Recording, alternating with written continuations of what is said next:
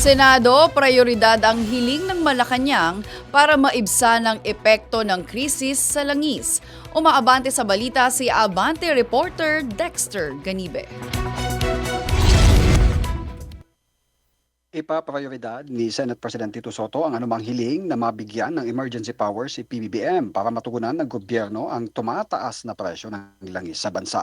Sa ambus interview dito sa Senado, sinabi ni Soto na hindi pa niya natatanggap ang opisyal na komunikasyon mula sa Malacanang, pero inaasahan na niya ito ngayong gabi hanggang bukas. At kapag natanggapan niya, ay agad niyang ibibigay sa kaukulang komite ng Senado gaya ng Ways and Means, Finance at Energy Committees.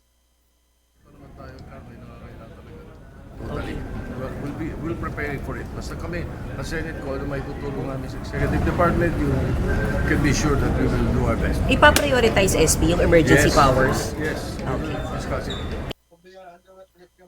Sinigundahan naman ni Senate President Pro Tempore Ping Lacson ang pahayag ni SP Soto at sabi sa kanya tanging yung mga ayaw lang matulungang makaahon sa paghihirap ng mga kababayan ang tatangging mabigyan ng emergency powers ang Pangulo.